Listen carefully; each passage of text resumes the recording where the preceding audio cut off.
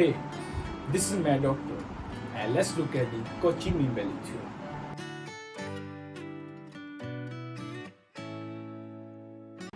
So in this lecture, we're going to specifically talk about the method of finding the average between any two given functions in a particular interval. We're going to find this using Cauchy mean value theorem. Here, we take two functions of graph of a function and we find the any point between any given interval, and we at that particular point we get our mean of the function of both functions given in any given interval. So let's look at the Cauchy mean value theorem. If two functions fx and psi x are such that both are continuous in closed interval ab and both are derivable in ab, and third condition is psi dash x should not be equal to 0 for any value of x in ab, then there exists at least one value c in closed open interval ab such that fb minus fa upon phi b minus phi a equals to f dash c upon psi dash c. Now this is the Cauchy mean value theorem. So let's discuss its proof. So consider the function fx equals to small fx plus a of psi x, where a is a constant, and we let some condition that fa is equal to fp, and putting the values of both the function fa and fp and just comparing both the value, so equating both the values of fa and fp, we will find that minus a will come out as a common quotient and it becomes equals to minus a equals to fb minus fa upon phi b minus phi a. So denominator should not becomes equals to 0. So if it becomes equals to 0, then phi b equals to phi a, as fx phi x is continuous and derivative function, and using this third condition phi b equals to phi a, it will contradict the facts of the third condition of the Cauchy mean value theorem. So phi x satisfies all the three conditions of Rawls theorem, and it is phi dash x equals to 0, so it will contradict that phi dash x should not be equals to 0. So which is the condition of the Cauchy mean value theorem. So that's why this denominator will not become equal to 0 in the case of the Cauchy mean value theorem. So hence phi b should not be equal to phi a. So since fx and psi x are both given to be continuous in ab and derivable in open interval ab, fx equals to fx plus a of psi x, and it is it is combination of both these functions, so it must also be continuous and derivable. So, and the third condition which we have let from the beginning of the proof, that is fa equals to fp. Now, so fx satisfy all conditions of the Rawls theorem, so there must exist at least one value in the open interval ab such that f dash c is equals to 0. So f dash c is also equals to taking the derivative of the function fx f dash x plus a of psi dash x. So equating both these equations, f dash c is equals to 0 and f dash c plus a of psi dash c equals to 0, we will get minus a as f dash c upon psi dash c. This is the third equation we get of minus a. So by comparing minus a value for fb minus fa upon phi b minus phi a equals to f dash c upon psi dash c. So this is how we get our Cauchy mean value theorem. Here, now let's begin with some more examples. So verify mean value theorem for the following and find c if possible in ab. So in the first equation, fx is under root x and psi x is 1 upon under root x. F dash x is 1 upon 2 under root x, and psi dash x should be minus 1 upon 2 x under root x. So both fx and psi x are continuous, as both are differentiable also, so it must be continuous function.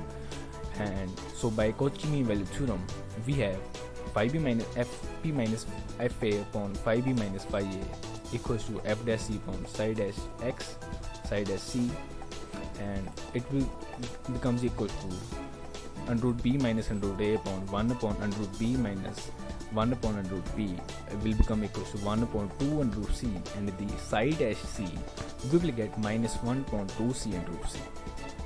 So under root c will become cancelled from both the and the right hand side from numerator and denominator, and we will left with minus c, and in the left hand side we will get in the denominator as under root a minus under root b, and under root ab will go into numerator from denominator.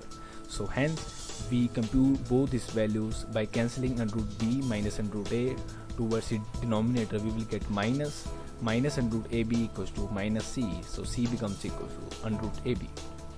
So let's begin with the second part of the question. So fx is e raised to power x and psi x is equal to e raised to power minus x, and now taking the derivative of both these functions we will get that this is differentiable function. So if it is differentiable, so it must be continuous. So using Cauchy's mean value theorem, we will get that fb minus fa is e raised to power b minus e raised to power a is equal to e raised to power c upon minus of e raised to power minus c, in the left hand side minus e raised to power minus b minus e raised to power minus a. So in the denominator side of the left hand side we will get e raised to power a minus e raised to power b, and e raised to power a into e raised to power b will go to the denominator side, and the denominator will cancel out with e raised to power b minus e raised to power a and gives us minus as the answer, and e raised to power e into e raised to power b will gives us e raised to power a plus b. And in the right hand side we have, by computing left hand side and right hand side, we get a plus b equals to 2c. So in this similar way we will solve the third one, and which is fx equals to sin x and side x equal to cos x. So f dash x will become equals to cos x, and side dash x will become equals to minus of sin x. So as both are differentiable functions, so it must be continuous.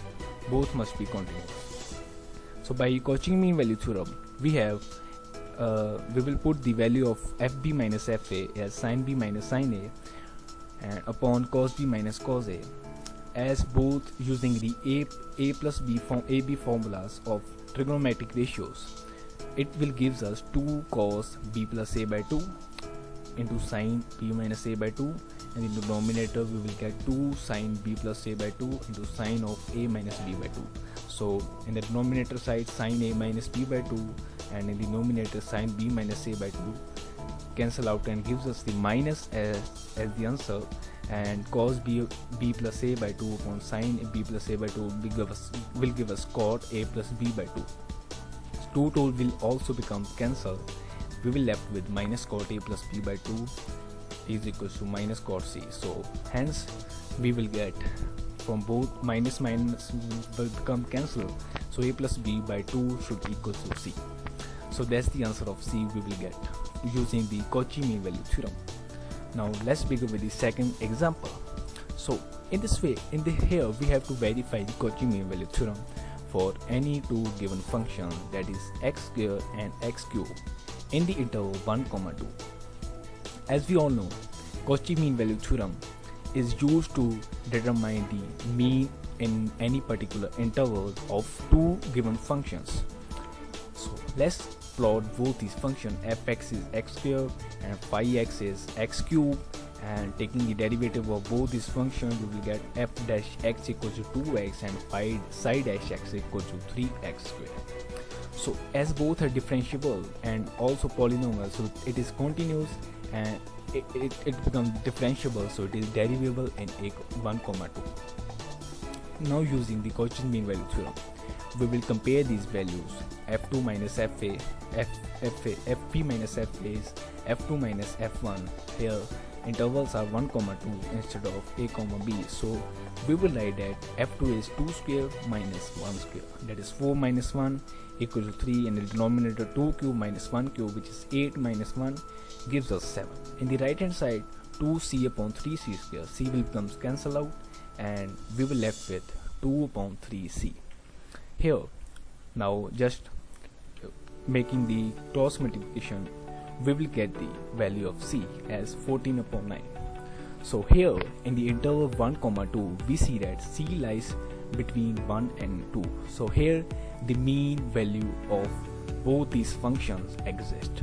So this is what Cauchy's mean value theorem exactly told us. I hope you enjoy my lecture. So see you in the next video. Till then, keep learning and keep exploring.